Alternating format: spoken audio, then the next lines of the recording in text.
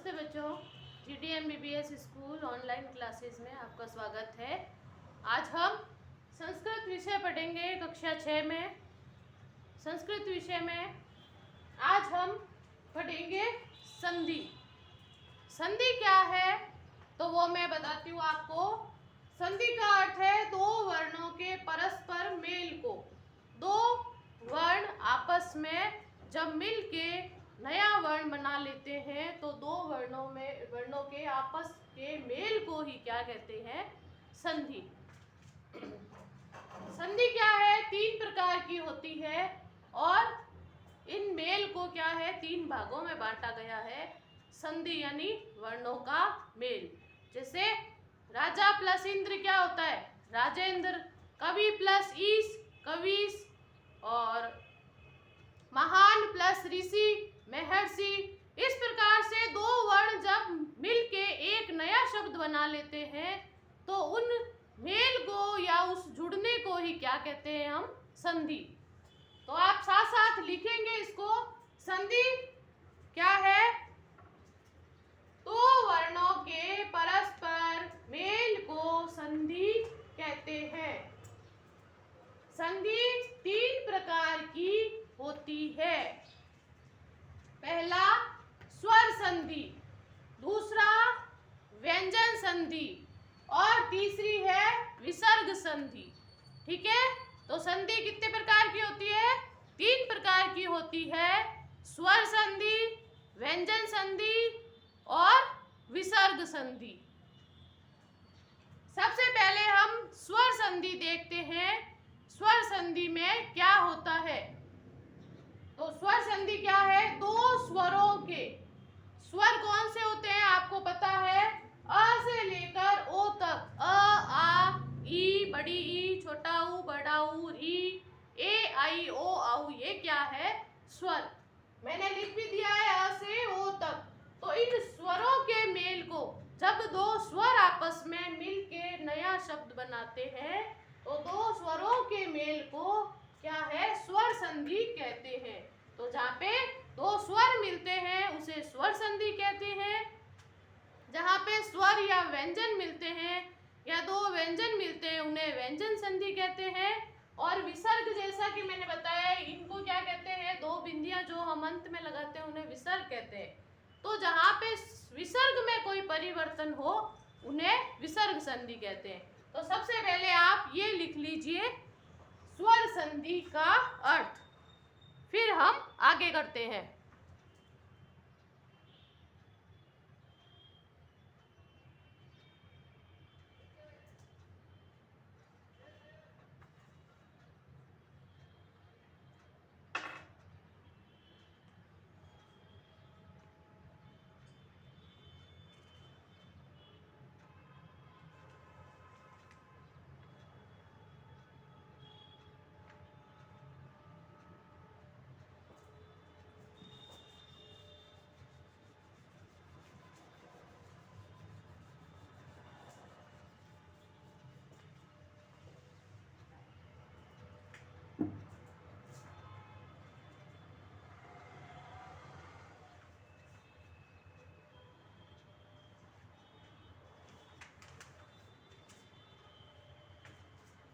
अब हम दूसरा भाग देखते हैं व्यंजन।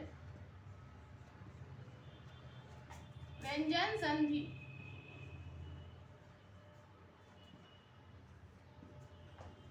व्यंजन संधि जिसमें प्रथम शब्द का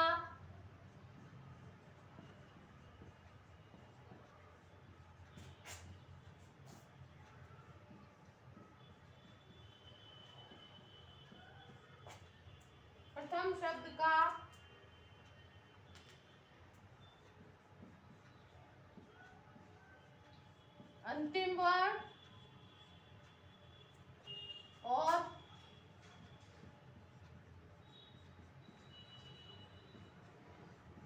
द्वितीय शब्द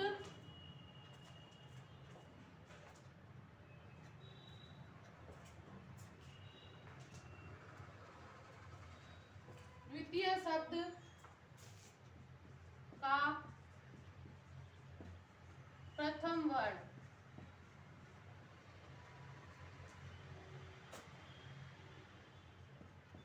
दोनों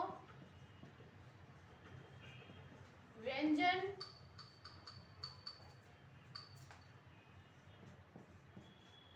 होते हैं या एक स्वर और एक व्यंजन होता है,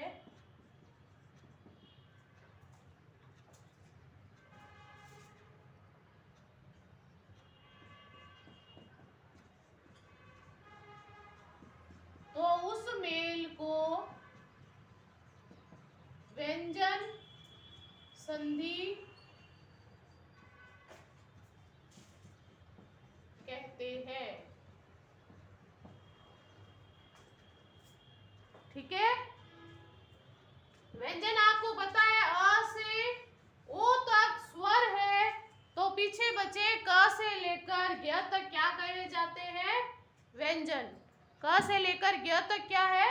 व्यंजन कहे जाते हैं। और जिसमें प्रथम शब्द का अंतिम वर्ण और द्वितीय शब्द का प्रथम वर्ण यानी दो शब्द जिनका मेल होता है उनमें से या तो एक व्यंजन और एक स्वर होता है और या दोनों ही व्यंजन होते हैं, उस मेल को क्या कहते हैं? व्यंजन संधि कहते हैं।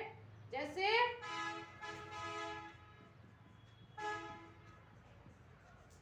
जगत प्लस ईश। ठीक है, यहाँ पे तो क्या है? व्यंजन है। अ से अ और अ से लेकर ओ तक स्वरों में से कोई नहीं है, तो ये क्या है? क से ज्ञ में से है, तो ये व्यंजन है और इधर क्या है? स्वर। तो ये हो गया अंतिम वर्ण। जैसे मैंने कहा ना, जिसमें प्रथम शब्द का अंतिम वर्ण, तो ये प्रथम शब्द का अंतिम वर्ण हो गया, ये व्यंजन है। और ये द्वितीय वर्ण, द्वितीय वर्ण का प्रथम वर्ण ये है ई, ये स्वर है। इन दोनों के मेल से क्या शब्द बनता है? जगदीश। तो जिसमें व्यंजन और स्वर का मेल हुआ है उसे क्या कहते हैं? व्यंजन संधि। वाक प्लस ईस क्या बना? वागीश।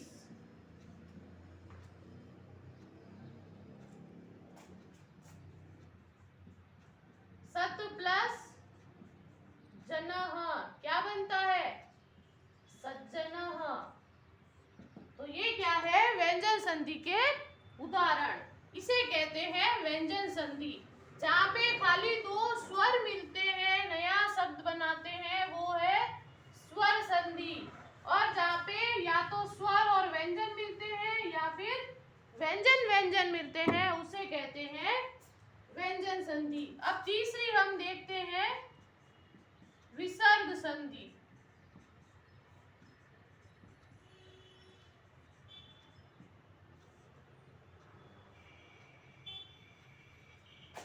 जिसमें प्रथम शब्द में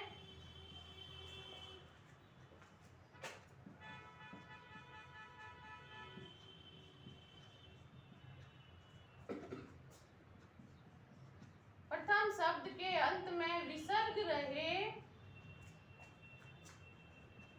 और वह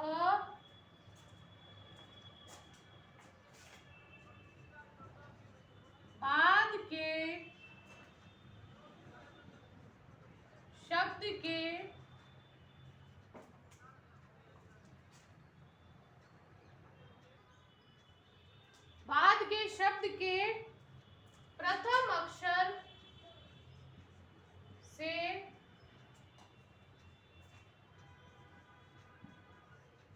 मिल जाए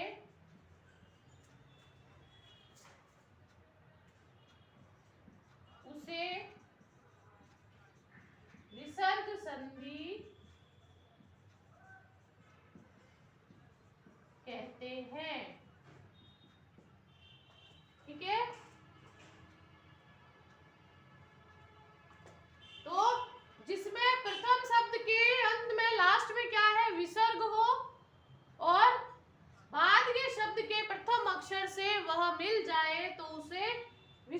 संधि कहते हैं। जैसे सह प्लस अपि, शब्द बनेगा सो अपि। ये अवग्रह चिन्ह है, इसको अ बोलते हैं और इसे अवग्रह चिन्ह कहा जाता है। कह प्लस चित बनेगा कश्चित। ठीक है, ये हमारी तीनों संधियां हो गई, स्वर संधि, विसर्ग संधि और व्यंजन संधि। अब हमें स्वर संधि के कुछ भाग है जो हमें पढ़ने हैं, वो हम देखते हैं। पहले हमने तीनों में अंतर कर लिया कि स्वर संधि कौन सी है और व्यंजन संधि कौन सी है और विसर्ग संधि कौन सी है। दो स्वरों के मेल को स्वर संधि कहते हैं और जहाँ पे स्वर और व्यंजन या व्यंजन व्यंजन का मेल होता है उसे व्यंजन संधि कहते हैं। और जहाँ पे विसर्ग में कोई परिवर्तन हो या दूसरे शब्द में मिल जाए उसे विसर्ग संधि कहते हैं। और संधि के तीन भाग हमने देख लिए। संधि क्या है? वर्णों के मेल को संधि कहते हैं। दो वर्ण मिलके नया वर्ण बनाते हैं, नया शब्द बनाते हैं, उसे क्या कहते हैं? संधि कहते हैं। अब हम आगे देखते हैं। सबसे पहली जो हमने पढ़ी थी स्वर संधि, उसके भाग देखेंगे।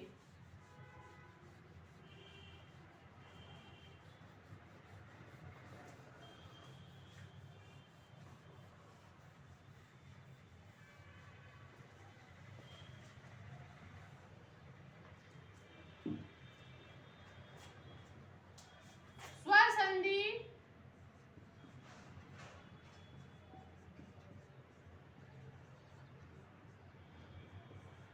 का पहला भाग है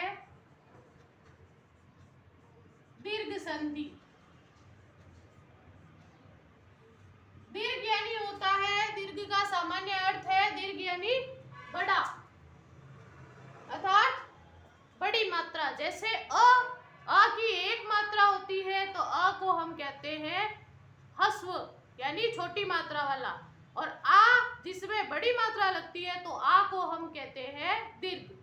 छोटी और बड़ी होती है, छोटी की मात्रा छोटी होती है तो उसको हम ह्रस्व कहते हैं और बड़ी की मात्रा को हम दीर्घ मात्रा कहते हैं। छोटा ऊ को हम ह्रस्व मात्रा कहते हैं और बड़ा ऊ की मात्रा को हम दीर्घ मात्रा कहते हैं। तो वैसे ही दीर्घ संधि अर्थात जहाँ पे मात्रा बड़ी लगती है वो क्या है? दीर्घ संधि है। अब इसका सामान्य अर्थ लिखो। जब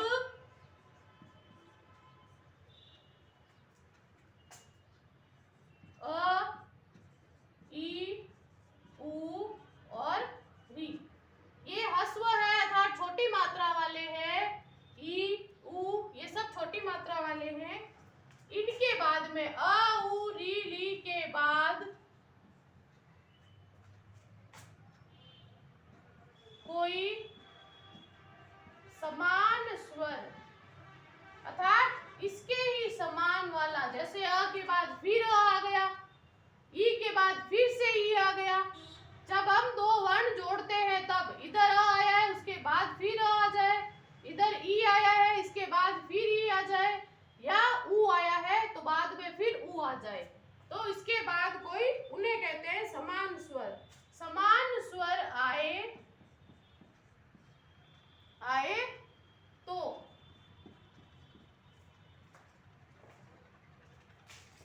उन दोनों वर्णों के स्थान पर दीर्घ स्वर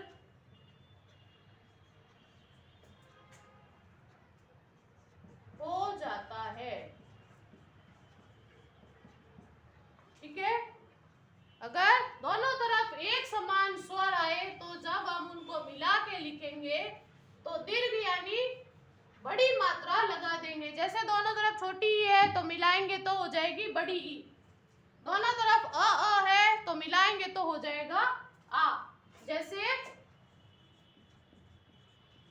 अब आपको मैं करके बताती हूँ।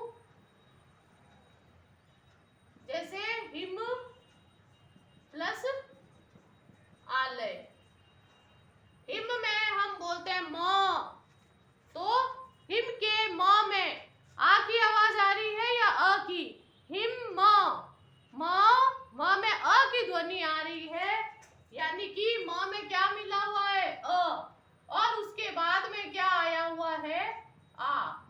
तो अ और आ, ये ह्रस्व है, ये दीर्घ है। दोनों की जगह हम जब मिलाएंगे तो एक दीर्घ यानी बड़ी मात्रा लगा देंगे, बनेगा हिमालय। तो दोनों की जगह एक दीर्घ यानी बड़ी मात्रा लगा देना ही क्या है, दीर्घ संधि। जैसे कृष्ण अवतार, इधर अ है कृष्ण, न में णी नहीं है, ई नहीं है, न है, अर्थात न में अ मिला हुआ है। उसके बाद फिर अ आ गया, तो दोनों की जगह हम क्या कर देंगे, मिलाएंगे तो कृष्ण, और इस अ और अ की जगह आ कर देंगे, पीछे बचा अवतार, तो ऐसे के ऐसे लिख देंगे। अब है कपि प्लस ईश, इधर छोटी ई है, इधर बड़ी ई है, तो दीर्घ संधि में क्या है, बड़ी ई लगानी है, दीर्घ मात्रा करनी है, ये क्या है, दीर्घ संधि। गुरु प्लस उपदेश, एक तरफ छोटी मात्रा है, दूसरी तरफ भी छोटी, तो दीर्घ संधि क्या कहती है, दोनों को मिला के दीर्घ मात्रा लगानी है, अर्थात गुरु उपदेश।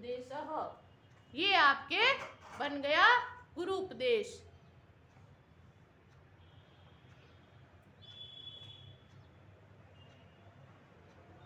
अब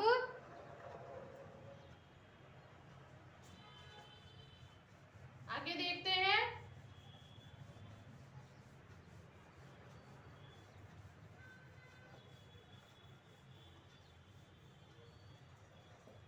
तो दो छोटी मात्राओं के स्थान पर मेल होने पर जब बड़ी मात्रा कर दी जाती है तो वो क्या है, दीर्घ संधि। अब हम देखेंगे दूसरी गुण संधि।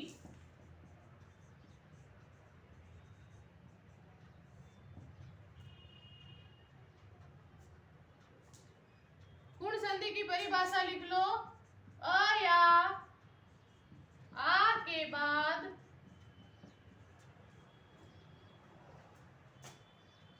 ई या बड़ी ई आए तो ए हो जाता है। अ या आ के बाद ऊ या बड़ा ऊ आए तो ओ हो जाता है।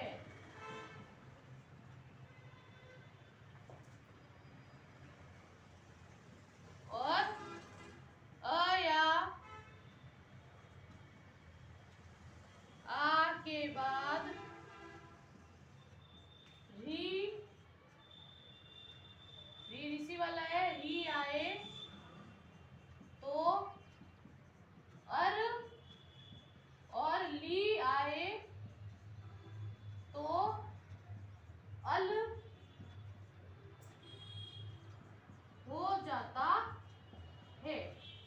अर्थात गुण संधि में क्या है, अगर अ या आ के बाद में, ठीक है, यानी प्लस से पहले इधर अ, जैसे म में अ है वैसे ही अ हो या आ हो, उसके बाद में अगर ई आए, इधर ई आ जाए तो दोनों की जगह ए हो जाएगा, और अगर अ या आ के बाद में ऊ आए तो दोनों की जगह ओ हो जाएगा। अगर री आए तो अर और ली आए तो अल हो जाएगा। अब इसके उदाहरण देखते हैं हम कि कैसे अ या आ के बाद ई आए तो ए हो जाएगा। लिखिए, जैसे इसी गुण संधि में नीचे वाले के बाद में सीधा ये लिखोगे,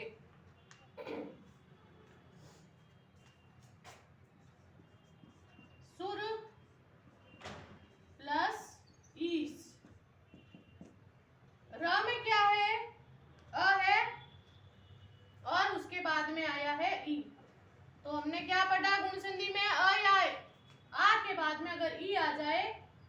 की जगह इस अ और इस ई के जगह क्या आ जाएगा, ए। तो हम क्या लिखेंगे, सु र में ए की मात्रा लगाई, क्या बनेगा, सुरेशः। इसी प्रकार राजा प्लस ईस, अ या के बाद ई आया है, दोनों मिला के ए हो जाएगा राजेश। यानी अ या आ के बाद इस अ और ई की जगह ए हो गया, तो ज में हमने ए की मात्रा लगा दी, राजा प्लस ईस राजेश। ठीक है। इसी प्रकार हमने क्या पढ़ा था, अ या आ के बाद में अगर ऊ या बड़ा ऊ आए तो दोनों की जगह हमें ओ करना है। तो हम देखते हैं कैसे होता है वो। महा प्लस उत्सव, महा में आ है, अर्थात अ या आ के बाद अगर ऊ आए, ऊ आया हुआ है तो क्या बन जाएगा, दोनों की जगह ओ। तो क्या बनेगा हमारा शब्द, ह में हम ओ की मात्रा लगा के शब्द बनाएंगे महोत्सवः। इसी प्रकार महा प्लस उदयः, तो अ या आ के बाद ऊ आया है तो ओ हो जाएगा और शब्द बनेगा ह में ओ की मात्रा लगा के महोदयः। और चंद्र प्लस उदयः क्या बन जाता है, चंद्रोदयः। अब है अ या आ के बाद में ऋषि वाला आता है, तो क्या बनेगा, ब्रह्म प्लस ऋषि। अ के बाद में री आया है तो दोनों की जगह अर हो जाएगा, ये ब्रह्म लिखा हमने और इसमें अ मिला और री ऋषि की जगह हो गया अर, तो ब्रह्म, सी का सी लिख देंगे, ऋषि का र आ गया ऊपर, ब्रह्मर्षि।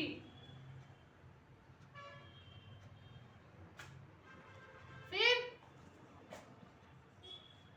राजा का आ गया राजा और ऋषि, अ या आ के बाद री आए तो अर हो जाता है, ये अर हो गया, आ और री की जगह तो क्या बनेगा, राज, आ हट गया अर हो गया तो राज हो गया, सी का सी उतारेंगे और ये आधा र इसके ऊपर आ जाएगा, राज ऋषि। ठीक है। इस प्रकार से ये हमारी गुण संधि हो गई। शेष जो भाग है वो हम अपनी अगली कक्षा में करेंगे। ये आप पढ़ के देखना और फिर से इसका अभ्यास करना। ठीक है। अगली कक्षा में हम इस स्वर संधि के अगले भाग देखेंगे। ठीक है। अभी क्या क्या पढ़ लिया हमने, दीर्घ और गुण संधि 2 पढ़ ली, 2-3 भाग और है वो हम अगली कक्षा में देखेंगे। धन्यवाद।